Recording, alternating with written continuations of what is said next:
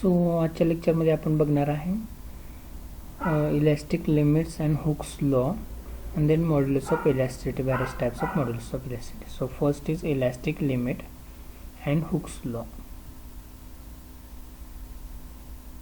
Hooke's law. Okay, it is a name of scientist. Example म्हणून आपण काय करणार आहे, एक स्प्रिंग घेणार आहे. ओके, ॲट ऑर्डिनरी सिच्युएशन ज्याच्यावर कोणताही फोर्स अप्लाय केलेला नाही. These are its two ends. आता आपण काय केलं, याच्यावरती फोर्स अप्लाय केला ना अपोजिट डायरेक्शन. सो काय होईल, याचं स्ट्रेचिंग होणार आहे. सो स्ट्रेचिंग झाल्यामुळे याची लेंथ वाढणार आहे स्प्रिंगची. ओके, सो अप्लाइड फोर्समुळे काय झालं की स्प्रिंगची जी ओरिजिनल लेंथ होती त्यामुळे थोडीशी याच्यामध्ये लेंथ वाढलेली आहे. ओके, सो आपण काय म्हणतो या फोर्सला, डिफॉर्मिंग फोर्स. ओके, हा डिफॉर्मिंग फोर्स अप्लाय झाल्यामुळे काय होतं की याचा साईज आणि शेप चेंज होतो. सो ज्यावेळी डिफॉर्मिंग फोर्स अप्लाय करतो आपण त्यावेळी त्याच्यामध्ये एक नवीन फोर्स आतमध्ये एक तयार होतो, त्याला म्हणतो आपण इंटरनल रिस्टोरिंग फोर्स. जसं आपण एक्सटर्नल फोर्स अप्लाय करतो तसं इंटरनल रिस्टोरिंग फोर्स वाढतो. आणि ॲज सून आज आपण तो एक्सटर्नल फोर्स काढून टाकू, काय होणार आहे की इंटरनल रिस्टोरिंग फोर्स काय करेल की त्याचा ओरिजिनल शेप आणि साईज रिगेन करेल. आपण जेवढं जास्त फोर्स अप्लाय करू, अप्लाइड फोर्स, तेवढं काय होणार आहे याच्यामध्ये जास्त डिफॉर्मेशन होणार आहे. पण एक ठराविक लिमिटपेक्षा आपण जास्त फोर्स अप्लाय केला तर त्यामध्ये काय होणार आहे की परमनंट डिफॉर्मेशन होणार आहे. ओके, आणि खूपच जास्त फोर्स अप्लाय केला तर स्प्रिंग वायरची बनलेली आहे त्याचं डायरेक्ट एक स्ट्रेट वायरमध्ये रूपांतर होणार आहे for very very heavy force. आणि ज्यावेळी आपण हा फोर्स रिलीज करू तर त्याचं बॅक पुन्हा स्प्रिंगमध्ये रूपांतर होणार नाही. हे परमनंट डिफॉर्मेशन झालं असं आपण म्हणूया. सो हा जो अप्लाइड फोर्स आहे F1 F2 F1 F2 F3 असं नाव दिलेलं आहे. सो आपण F1ला काय म्हणूया की हा एक इलॅस्टिक लिमिटच्या आतमधला फोर्स आहे जो फोर्स काढून टाकल्यानंतर ओरिजिनल साईज आणि शेप रिगेन करते. पण जो F2 आणि F3 फोर्स कसा आहे, व्हेरी व्हेरी हाय फोर्स आहे, त्याच्यामुळे स्प्रिंगमध्ये परमनंट डिफॉर्मेशन होईल F2 आणि F3 मुळे, की जो फोर्स काढून टाकल्यानंतर त्याचं पुन्हा ओरिजिनल साईज आणि शेपमध्ये जाणार नाही. सो त्याचं काय झालं की परमनंट डिफॉर्मेशन झालं. सो हे internal restoring force then deforming force जे आपण असं स्ट्रेस स्ट्रेन डिफाईन केला, हे कुठपर्यंत लिमिट आहे, एक ठराविक लिमिटपर्यंत हे व्हॅलिड आहे. सो यालाच काय म्हटलं जातं, इलॅस्टिक लिमिट म्हटलं जातं. सो विदिन इलॅस्टिक लिमिटच्या आतमध्ये स्ट्रेस आणि स्ट्रेन कसे आहेत, प्रोपोर्शनल आहे. जसं की आपण म्हटलं की स्ट्रेस हा प्रायमरी आहे, एक्सटर्नल आहे, आणि त्यामुळे स्ट्रेन जनरेट होतो. So within elastic limit stress आणि स्ट्रेन प्रोपोर्शनल आहेत. So stress and strain are proportional to each other. Stress proportional to strain. Okay, आता हा प्रोपोर्शनॅलिटी साइन मला काढून टाकायचं तर मी काय करेन, multiply some constant equal to some constant into strain.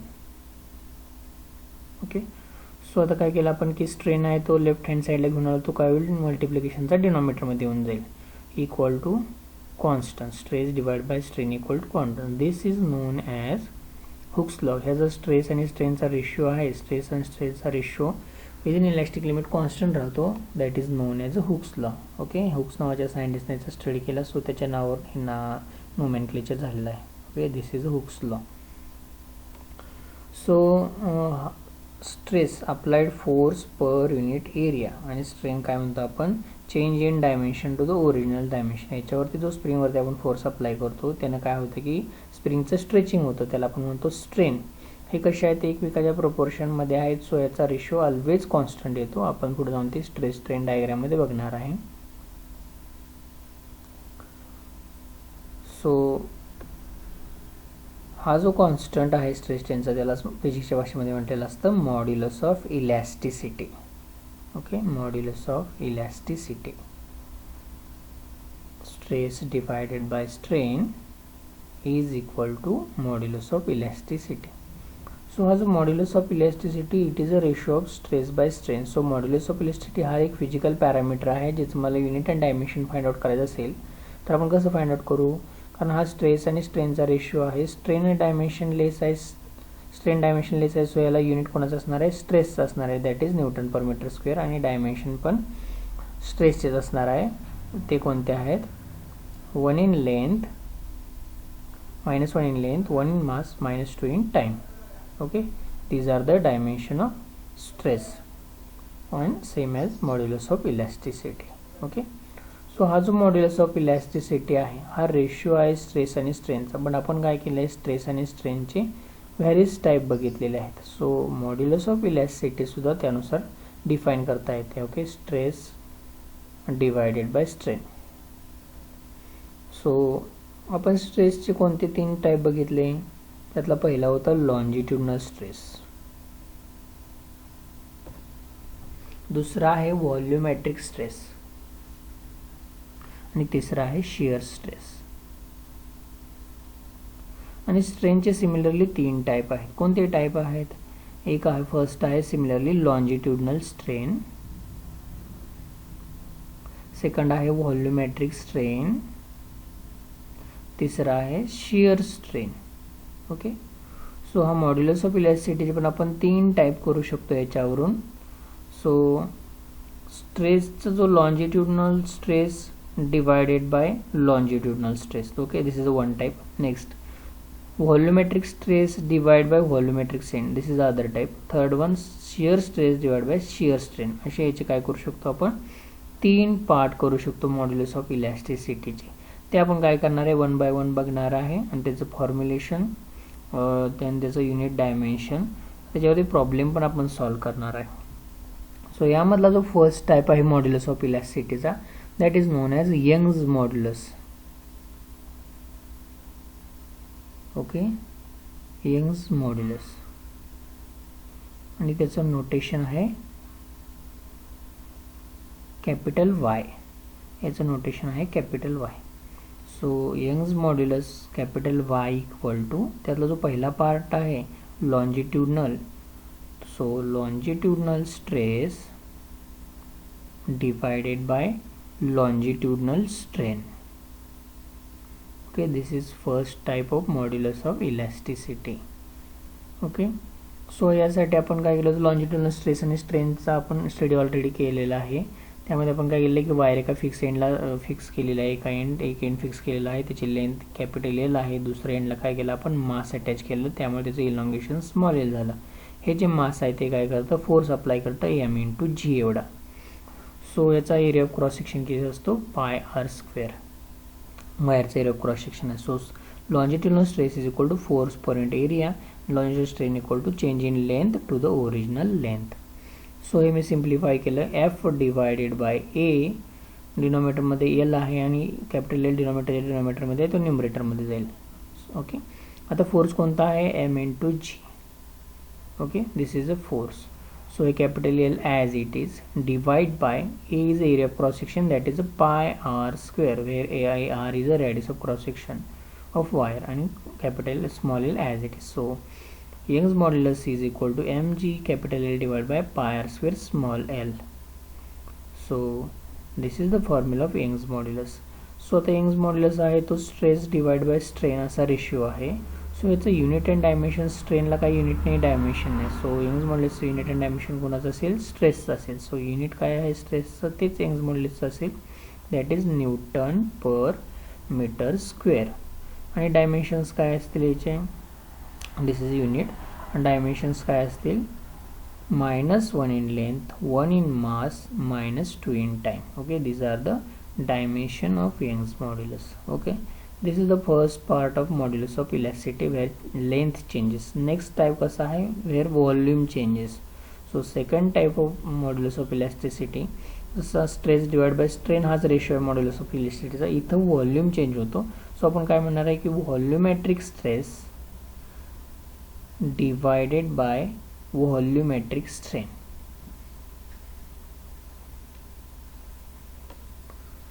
So हा जो रेशो आहे यालाच फिजिक्सच्या भाषेमध्ये काय म्हटलं जातं, bulk modulus of elasticity. Bulk modulus of elasticity आणि याचं युनिट आहे, याचं नोटेशन आहे कॅपिटल के.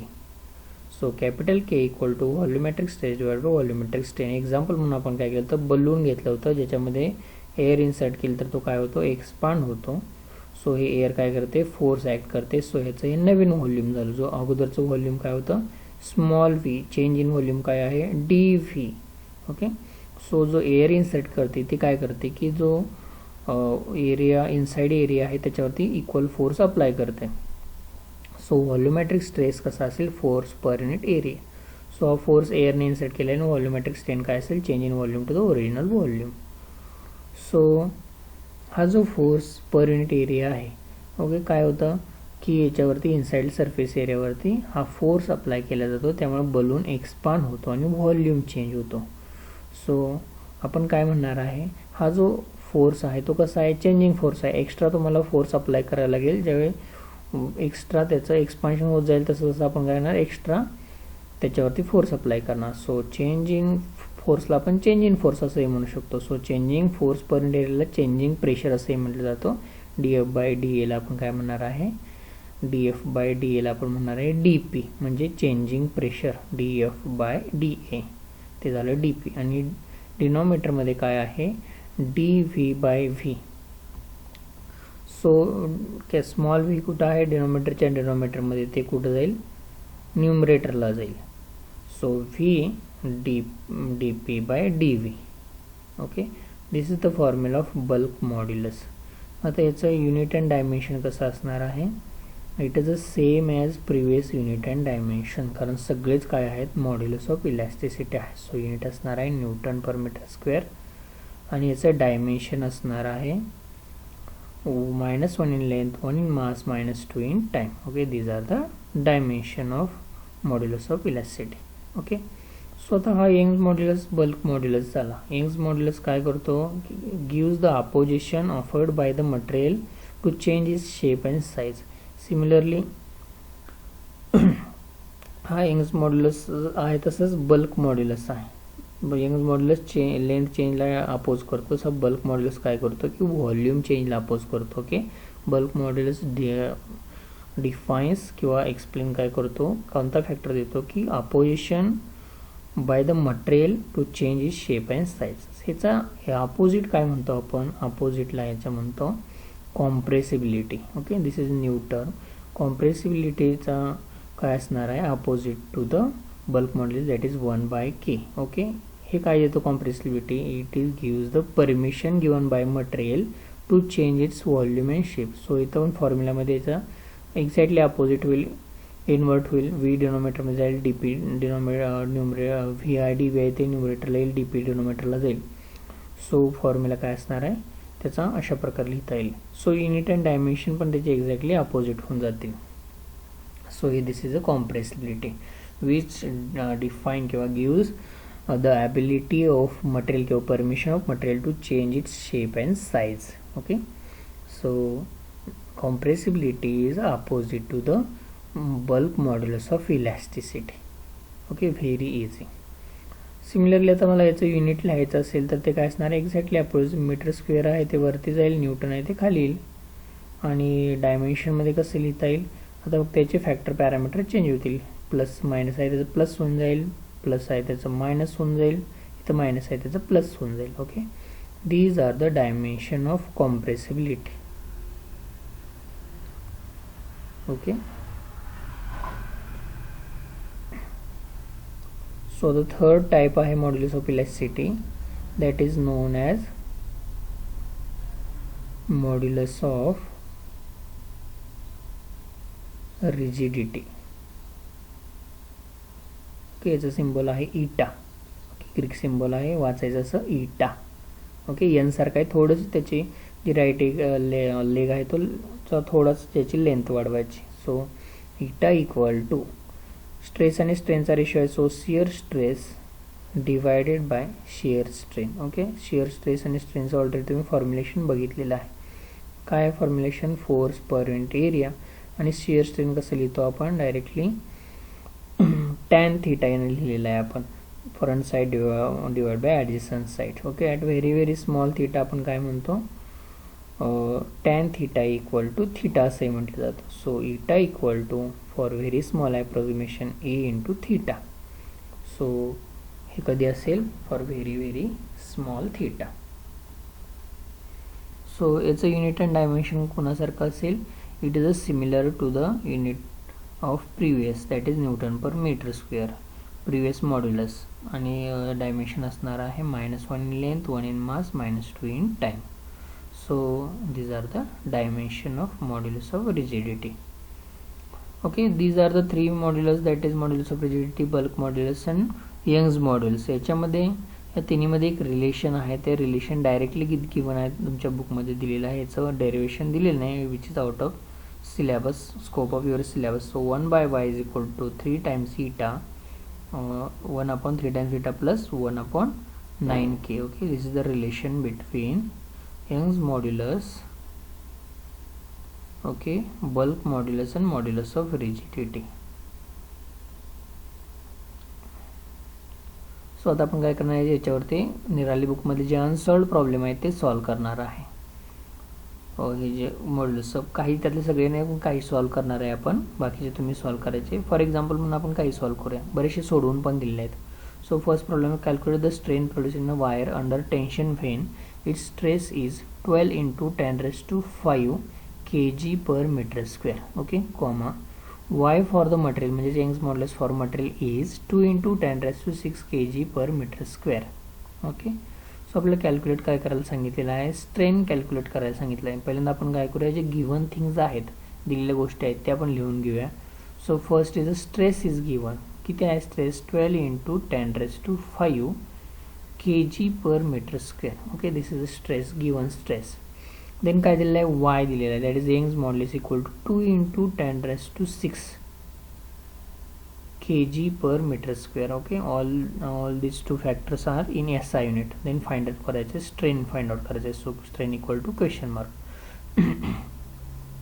So Young's modulus चा फॉर्म्युला आहे longitudinal stress divided by strain, म्हणजे stress divided by strain चा फॉर्म्युला आहे. Okay, so stress divided by strain. आपल्याला काय फाइंड आउट करायचं आहे, आपल्याला स्ट्रेन फाइंड आउट करायचं आहे. सो आपण काय करणार, स्ट्रेन एका साईडला घेणार आणि वाय दुसऱ्या साईडला घेणार. सो स्ट्रेन मी काय केलं, स्ट्रेन तिकडे घेतलं आणि वाय ओके एक्सचेंज केलं. So strain equal to stress divided by Y. Okay, आता व्हॅल्यू मी पुट केल्या, स्ट्रेसची व्हॅल्यू आहे 12 into 10 raised to 5 divide by Y ची व्हॅल्यू किती आहे, 2 into 10 raised to 6. Okay, 12 divide by 2 याचं डिव्हिजन घेतलं आपण. सो काय येणार आहे, विच इज इक्वल टू 6 येणार आहे. डिनॉमिनेटरमध्ये 10 raised to 6 आहे, वरती गेल्यावर मायनस होणार आहे. So 6 into 10 raised to 5 multiply by 10 raised to -6. So +5 - 6 -1, 6 into 10 raised to -1. So हेच आपण कसं लिहू शकतो, 6 divided by 10 or 0.6 असंही लिहू शकतो आपण. Okay, so this is a strain, so it is don't have unit and dimension. Okay, this is unit and dimensionless quantity. Okay, so answer is correct. बुकमध्ये चेक केला पण आन्सर करेक्ट आहे. Okay, तुम्ही कॅल्क्युलेटरचा use करून सुद्धा solve करू शकता.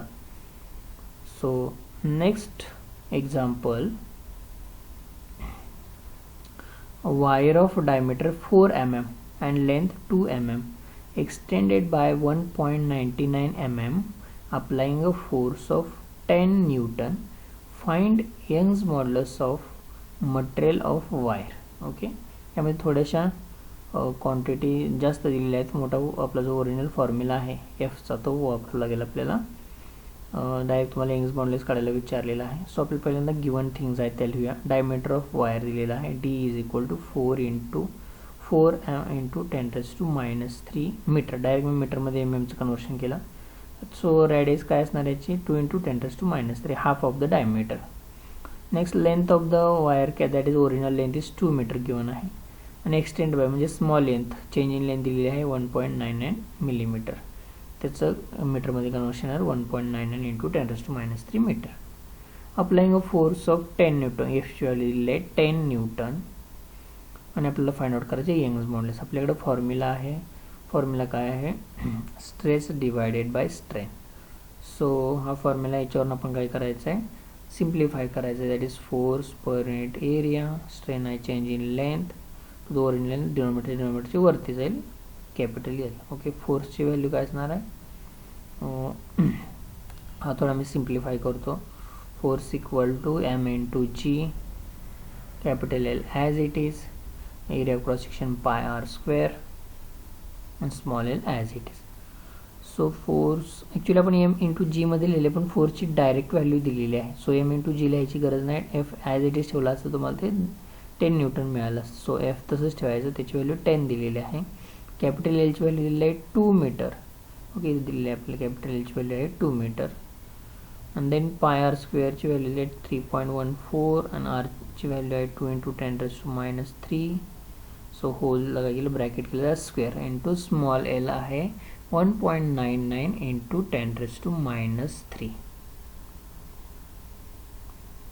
Okay -3.